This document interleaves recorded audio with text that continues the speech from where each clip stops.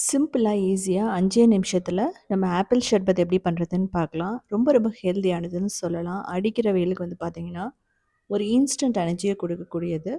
இதுக்கு முதல்ல 1 table spoon sabja seeds எடுத்துட்டு, ஒரு 30 நிமிஷம் நம்ம ஊற வச்சுக்கணும்.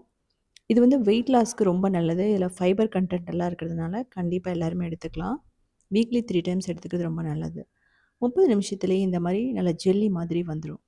ஸோ இதுக்கப்புறமா வந்து பார்த்தீங்கன்னா, பாதாம், முந்திரி, பிஸ்தா, ஏலக்காய் இதெல்லாம் சேர்த்து நல்லா ரோஸ்ட் பண்ணணும். இதுக்கு 1 நிமிஷம் தான் ஆகும். இதில வந்து பார்த்தீங்க அப்படின்னா, நெறைய சத்துக்கள் இருக்கு, புரோட்டீன் இருக்கு. நம்ம கலரெல்லாம் யூஸ் பண்ண போறது கிடையாது. குங்குமப்பூ யூஸ் பண்றோம். 1 டீஸ்பூன் எடுத்தீங்க அப்படின்னா, ஒரு நல்ல கலர் வரும். ஹெல்தியானது கூட. அப்படி இல்லைன்னா, நீங்க மஞ்சள் தூள் கூட போட்டுக்கலாம். ஒண்ணும் பிரச்சனை இல்ல. நல்லா ரோஸ்ட் பண்ணதுக்கப்புறமா மிக்ஸியில போட்டுட்டு, சுகர் இல்லைனா ப்ரவுன் சுகர், வெல்லம் எது வேணாலும் போட்டுக்கலாம். நல்லா ஃபைன் பவுடரா அரைச்சு எடுத்துக்கலாம்.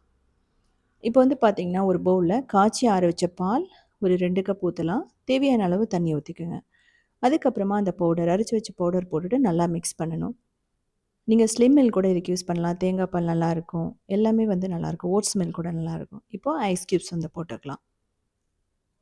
நல்லா சில்லுன்னு இருக்கும். இப்போ சப்ஜா சீட்ஸ் இதெல்லாம் போட்டுட்டு ஆப்பிள் வந்து பார்த்தீங்க அப்படின்னா, ஒரு ஆப்பிள் நல்லா வந்து ஃப்ரிட்ஜில வச்சு எடுத்தீங்க அப்படின்னா, ப்ரௌன் ஆகாது.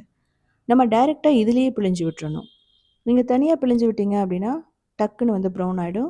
இது வந்து ரொம்ப ரொம்ப முக்கியம். இந்த மாதிரி பெரிய கண்ணுள்ளதில நம்ம துருவி எடுத்துக்கணும். இதுக்கு வந்து பார்த்தீங்க அப்படின்னா, ஷர்பத் அப்படிங்கும்போது சின்ன சின்னதா கட் பண்ணி போட்டா, டேஸ்ட் வந்து நல்லா இருக்காது. இப்படி வந்து நம்ம ஆப்பிள வந்து போடும்போது, குழந்தைகளுக்கு ரொம்ப பிடிக்கும். இதே மாதிரி கேரட், பீட்ரூட் எது வேணாலும் நீங்க யூஸ் பண்ணலாம்.